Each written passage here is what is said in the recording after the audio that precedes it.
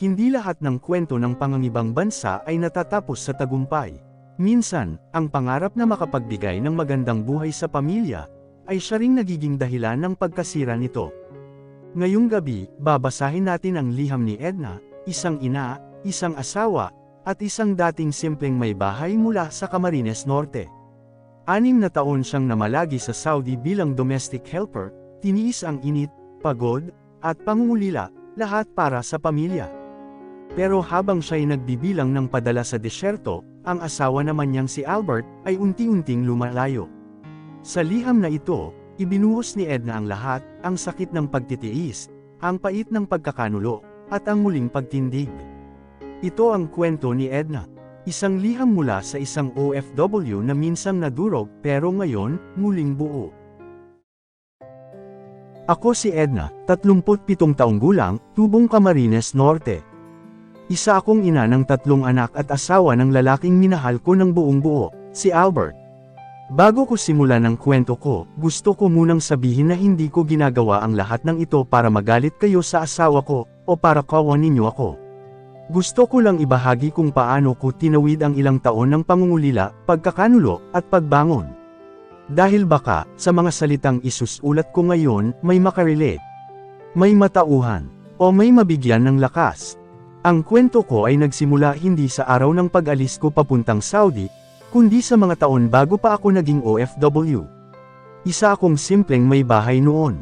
Nag-aalaga ng 3 bata, si Janine na panganay, si Joseph na laging tahimik, at si baby Janelle na halos sa bisig ko na lumaki. Si Albert naman ay nagtatrabaho sa construction. Hindi malaki ang kita, pero sapat na para sa ulam at bigas. Sabi nga namin noon, basta may kanin at toyo, kaya pa rin. Pero habang lumalaki ang mga bata, lumalaki rin ang gastos. Lalo na nang biglang magkasakit si Joseph, may hika pala ang anak ko. Kinailangan naming dalhin siya sa ospital ilang beses. Doon na nagsimulang dumaing ang bulsa namin. Nabaon kami sa utang. May mga panahong hindi na pumapasok si Janine dahil walang pamasahe. May gabi na kaming sabay-sabay na umiiyak sa gutom. Doon ko unang natanong ang sarili ko, sapat ba talaga ang pagmamahal kung walang laman ang tiyan? Isang gabi habang nakahiga ako sa banig, narinig ko ang usapan ng mga kapitbahay. May alok daw galing sa agency. Nagpapadala ng kasambahay sa Middle East. Kaso maliit raw ang sahod. Sapat lang para makabayad ng utang, makapag-aral ang mga anak, at makapagsimula ng bagong buhay. Hindi ko alam kung anong espiritu ang pumasok sa akin, pero kinabukasan, nasa agency na ako. Hindi ako nagpaalam agad kay Albert. Natatakot ako na pigilan niya ako. Hindi ko alam kung maiintindihan niya na ang desisyon kong iyon ay hindi dahil gusto kong lumayo, kundi dahil gusto kong bumawi. Noong sinabi ko kay Albert ang plano ko, umiyak siya.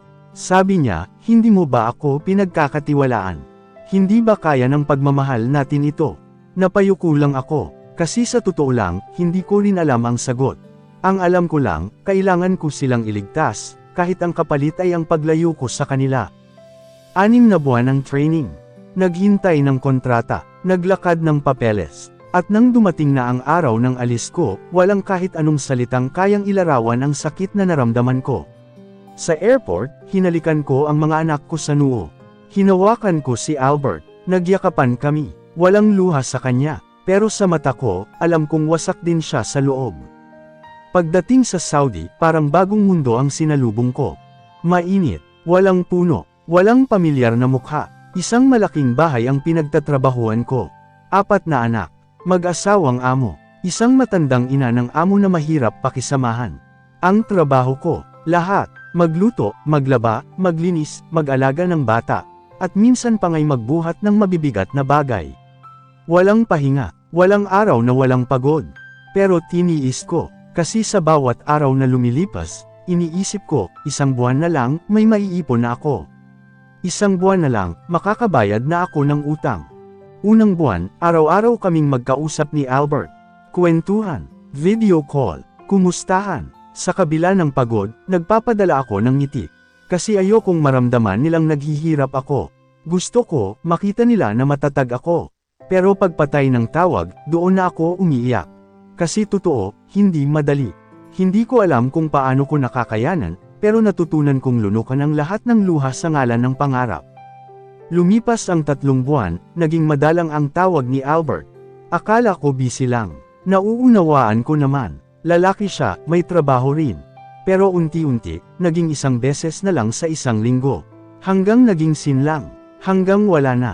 Noong una, nag-alala ako. Baka may sakit. Baka nawalan ng signal. Pero nang tinawagan ko si Janine, iba ang sinabi niya. Mama, may babae po kaming nakikitang kasama ni Papa lagi. Hindi niya sinasabi kung sino. Parang may tumusok sa puso ko. Hindi ako nakapagsalita. Hindi ko alam kung dapat ba akong magalit o magtanong. Pero isang bagay lang ang malinaw, may nangyayaring hindi ko alam, at wala ako roon para pigilan iyon. Isang gabi habang mag-isa akong nakaupo sa silid, hawak ang lumang cellphone na ilang ulit nang nabasa ng luha, nagdesisyon akong tawagan si Albert. Hindi dahil may inaasahan pa akong pagbalik niya, kundi dahil gusto kong tapusin ng maayos ang lahat. Habang nandito pa ako sa disyerto, habang sariwa pa sa puso ko ang lahat ng tanong. Gusto kong makarinig ng sagot, hindi para manambat, kundi para tuluyang palayain ang sarili ko sa bigat na matagal ko nang pasan. Walang galit, walang panunumbat, gusto ko lang ng linaw. Para kapag humarap ako sa bagong yugto ng buhay ko, wala na akong bitbit na tanong. Pagring pa lang ng unang beses, agad niyang sinagot. Hello, mahina niyang bati. Pamilyar ang boses, pero parang may lamat na. Hindi na ito ang boses ng lalaking pinakasalan ko. Tahimik ako saglit, tapos, dahan-dahan kong binigkas ang pangalan niya. Albert. Tahimik. Wala rin siyang imek. Huminga ako ng malalim. Alam ko na ang lahat. Hindi ko na kailangang marinig pa ang paliwanag mo. Pero gusto kong tanungin ka, bakit? Bakit mo ako pinagpalit habang pilit kong binubuo ang kinabukasan natin? Narinig ko ang mahinang buntong hininga sa kabilang linya. Hindi ko rin alam, aniya. Siguro kasi, napagod ako. Kasi wala ka. Kasi gabi-gabi, mag-isa ako. Hindi ko alam kung kailan ka babalik. Napagod ka. Mahina pero mabigat ang boses ko. Lahat tayo napagod, Albert. Pero hindi lahat lumilihis. Habang ako nandito sa Saudi, sinasalo ang hirap, sinasagupa ang init at lungkot. Ikaw pala, ikaw ang unang sumuko. Hindi ko sinasadya, hindi mo sinasadya, hindi sinasadya ang paulit-ulit na pagtatago. Hindi sinasadya ang pagtanggap sa ibang katawan habang ako, buong akala ko, ako pa rin ang iniintay mo. Tahimik siya, walang tugon. Hindi mo alam kung ilang gabi akong umiyak sa banyo ng amo ko para lang hindi nila makita na hindi na ako makalaban. Hindi mo alam kung ilang araw akong halos walang kain, pero pinipilit ko pa rin ngumiti sa mga anak natin sa video call. Ginawa ko yun, Albert, para sa atin. Pero ikaw pala ang una sa ating bumitaw.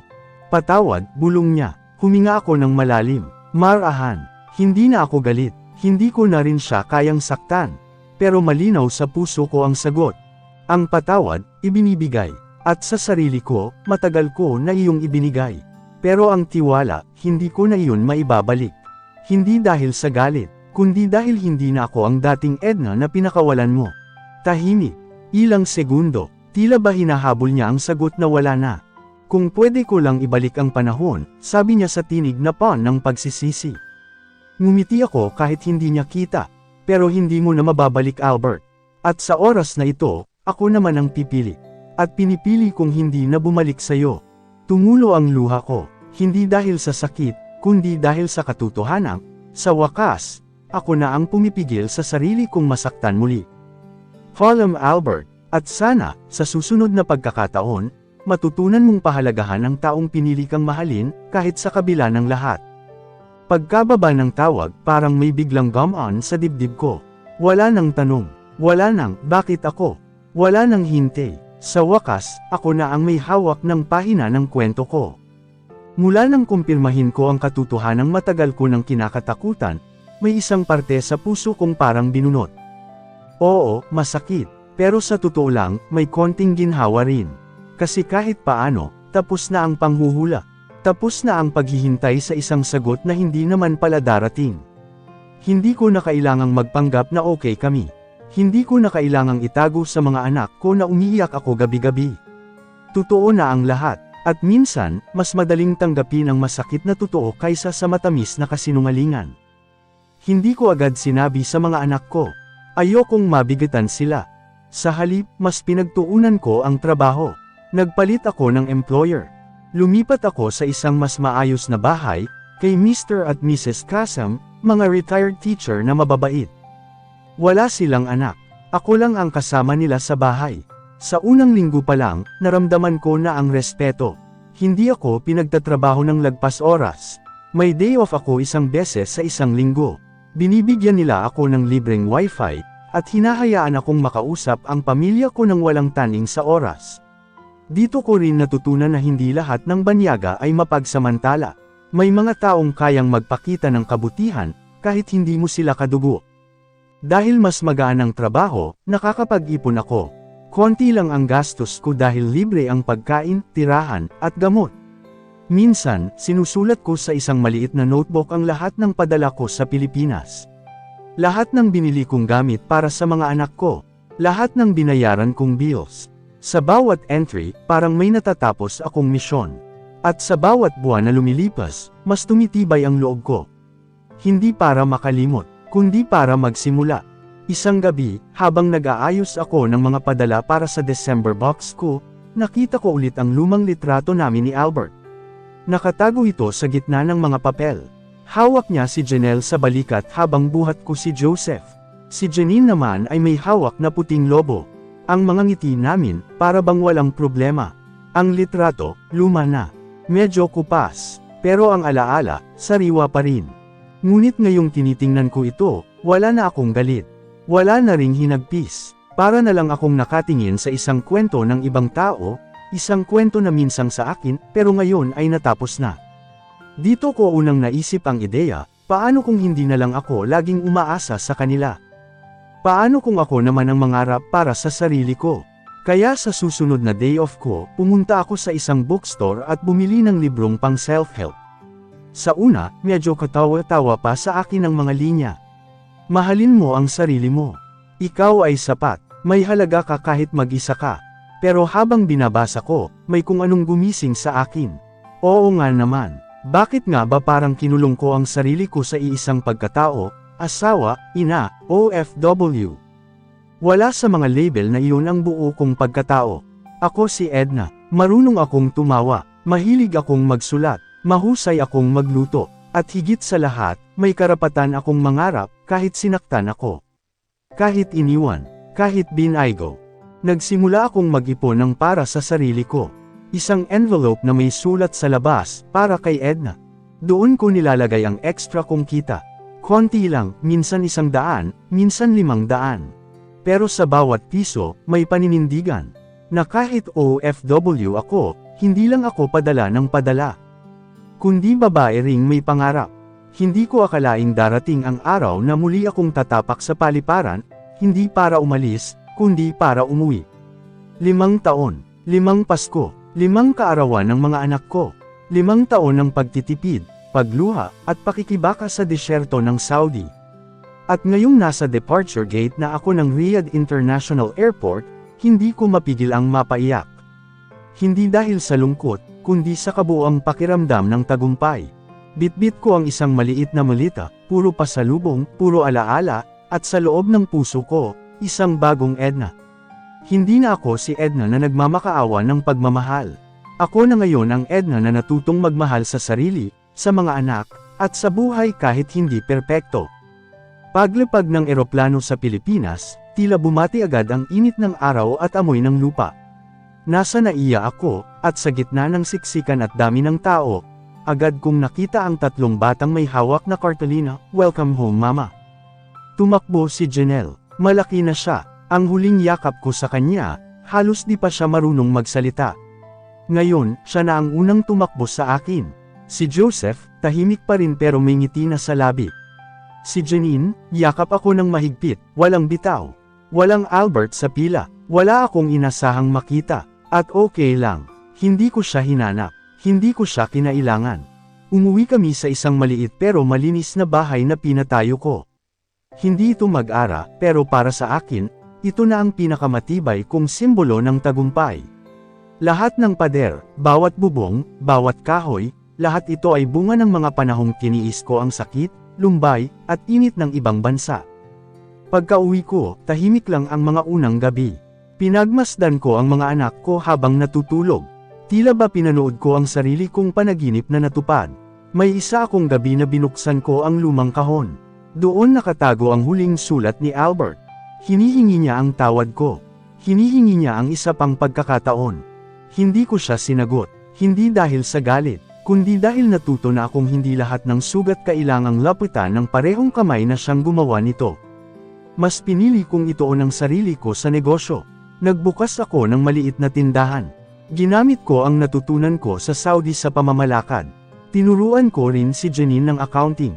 Si Joseph ng stocks, mahilig pala siya sa numbers. Si Janelle naman, gustong maging guro. Nakikita ko na ang mundo namin ay unti-unting bumubuo ng bagong direksyon. Hindi balik sa dati, kundi pasulong. Minsan, may nagsabi sa akin, ang tapang mo naman, Edna. Pero ang totoo, hindi ako matapang.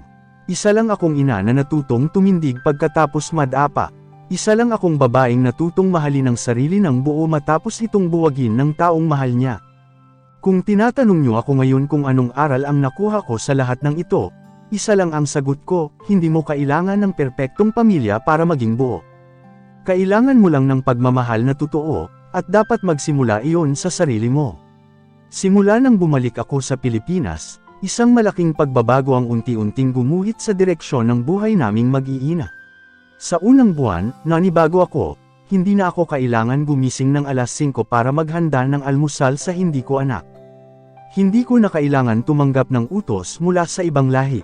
At higit sa lahat, hindi ko na kailangang magkunwaring matatag dahil alam kong, sa wakas, nasa tahanan na ako. Pero hindi ako nagpahinga ng matagal. Sa loob ng ilang taon sa Saudi, sanay na ang katawan ko sa kilos. Kaya agad akong nag-isip, anong kayang negosyo ang pwedeng simulan. Ang unang naiisip ko, sari-sari store. Pero marami na niyan sa amin. Hanggang sa isang araw, habang nasa palengke, nakita kong ang supply ng frozen goods ay konti at madalas nauubos. Doon ako nagsimulang bumili ng chest freezer mula sa ipon ko. Nagbenta ako ng longganisa, tosino, hotdog, at itlog. Dito nagsimula ang bagong kabanata ng buhay ko. Dahil sanay akong mag-budget, sinigurado kong lahat ng kita ay may kaati. Para sa gastos, para sa ipon, at para sa emergency. Hindi ko agad ginastos lahat. Hindi ako naging padalos-dalos. Tinuruan ako ng 5 taon sa abroad kung gaano kahalaga ang bawat sentimo. Nagbukas ako ng Facebook page para sa tindahan. Pinangalanan ko itong, kay Edna's, sabi ng mga kapitbahay, ang ganda raw ng pangalan, parang may damdamin. Hindi nila alam, sa bawat paninda, may kasamang piraso ng kwento ko. Lumipas ang 1 taon, lalong lumakas ang negosyo. Naglagay ako ng maliit na carinderia sa tabi ng tindahan. Si Janine, tumutulong sa pamamalakad. Si Joseph, siya ang tagapamahala ng inventory. Si Janelle, siya na ang nag-aasikaso sa mga suppliers tuwing Sabado. Hindi lang ako bumangon, buong pamilya ko ay itinayo ko rin. May ilang pagkakataong dumaan si Albert. Tahimik, nagmamasid, nagpapahiwatig na gusto niyang bumalik. Pero ang katahimikan ko, sapat na sagot na. Hindi ko siya itinaboy, pero hindi ko na siya pinaabot sa puso ko. Hindi ko siya pinarusahan, pero hindi ko rin siya tinanggap muli. Dahil hindi ko na kailangan ng dating buhay na minsan akong winasak. Sa halip, mas pinili ko ang sarili kong katahimikan. Ang panatag na loob, mas mahalaga sa akin ang pagtawa ng mga anak ko sa hapagkainan, ang amoy ng bagong lutong ulam sa umaga, at ang tunog ng barya sa kahan ng aming tindahan. Wala sa luho ang tunay na tagumpay. Nasa katahimikan, nasa kapayapaan. Isang gabi habang nakaupo ako sa labas ng bahay, pinagmamasdan ko ang mga bituin. Napangiti ako, sa dami ng gabing niluha ko sa ilalim ng langit ng Riyadh, ngayon ay ngumiti na rin sa akin ang kalangitan ng Pilipinas. Hindi ko nakuha ang pamilya kong buo, pero nabuo ko ang pamilya kong totoo. Hindi ko nakuha ang pagmamahal na minimithi ko noon, pero natutunan kong bigyan ng pagmamahal ang sarili ko, at iyon ang pinakamasarap sa lahat. Ngayon, hindi ko na tinatanong ang sarili ko kung, bakit ako? Kundi, ano pa ang pwede kong gawin? Dahil ang buhay ay hindi natatapos sa pagkasira. Minsan, ang tunay na simula ay nasa dulo ng isang masakit na kabanata. Mahal kong kapwa OFW. Kung pinapakinggan mo ito ngayon, marahil ay katulad din kita, may iniwang anak, may pamilyang pinangarap, at may pusong halos maubos sa pangungulila. Alam kong mahirap. Alam kong sa bawat sweldo, hindi lang pera ang pinapadala mo kundi bahagi ng sarili mong lakas. Sa bawat padala mong kahon, hindi lang tsokolate at sabon ang laman kundi mga panalangin sana'y sapat na ang lahat ng iyon para mapunan ang puwang ng iyong pagkawala. Alam ko rin ang sakit ng pagtawag sa anak mo at sabihin, kumain ka na ba? Kahit alam mong hindi mo sila mahahagkan. Alam ko ang lungkot ng Pasko sa disyerto. Alam ko ang bigat ng bawat gabing may luhang pinipigilang pamatak, kasi bawal magpakita ng hina, lalo na kung ikaw ang sandalan ng lahat. At higit sa lahat, alam ko ang takot na baka pag-uwi mo, hindi ka nakilala ng anak mo. Takot na baka hindi na ikaw ang inaasahan. O ang mas masakit, takot na baka ang mga pinaghirapan mo, hindi na ikaw ang makikinabang. Dahil may pagkakataong habang nagsasakripisyo ka, ang taong iniwan mong bantay ng tahanan, siya pang unang nagbukas ng pinto sa iba. Gusto kong malaman mong hindi ka nag-iisa. Gusto kong malaman mong may dulo ang sakit. May kapalit ang bawat pagtitiis. At kahit hindi ito darating sa oras na gusto mo, darating ito sa tamang panahon. Sa panahon na handa ka nang tanggapin, hindi ang ibinalik sa iyo, kundi ang itinira para sa iyo. Kung nasaktan ka, umiyak ka. Hindi ka mahina. Ang luha mo ay patunay lang na may puso ka. Kung niloko ka, huwag mong isipin na kasalanan mo ito. Dahil minsan, kahit buong puso mong pinili ang isang tao, hindi pa rin sapat kung siya mismo ang piniling bumitaw. Ngunit huwag mong hayaang ang kasalanan ng iba ang magtakda ng halaga mo. Ikaw ay mahalaga, hindi lang dahil nagpapadala ka ng pera buwan-buwan, kundi dahil pinili mong itaguyod ang pamilya sa paraang alam mong tama. Kahit masakit, kahit mag-isa, kahit sa malayo. Kaya kapwa ko OFW, kapag naramdaman mong parang hindi mo na kaya, alalahanin mong may tulad kong minsang nalugmok, pero ngayon nakatayo. Hindi dahil sa tulong ng iba, kundi dahil pinili kong bumangon. At kung ako, na isang simpleng babae lamang, ay nakayanan ito, kaya mo rin. Maging matatag, pero wag matakot umiyak. Maging mapagpatawad, pero wag kalimutang piliin ang sarili. At higit sa lahat, ipaglaban ang pagmamahal, ngunit siguruhin kasama sa ipinaglalaban mo ang sariling dignidad. Ang kwento natin bilang OFW ay hindi lang kwento ng pag-alis. Ito'y kwento rin ng pagbalik, ng tagumpay, ng pagtindig mula sa pagkadurog. At kapag dumating ang panahon na kaya mo na ring magsulat ng sarili mong liham, sana, may sigaw mo rin ang mga salitang, hindi ako nasira. Nabuo ako. Nagpapasalamat ako sa bawat OFW na gaya ko, na patuloy na lumalaban hindi para yumaman, kundi para lang may maihain sa hapag, may maipambili ng gamot, at may maibigay na pangarap sa mga anak. Tayo ang tunay na bayani.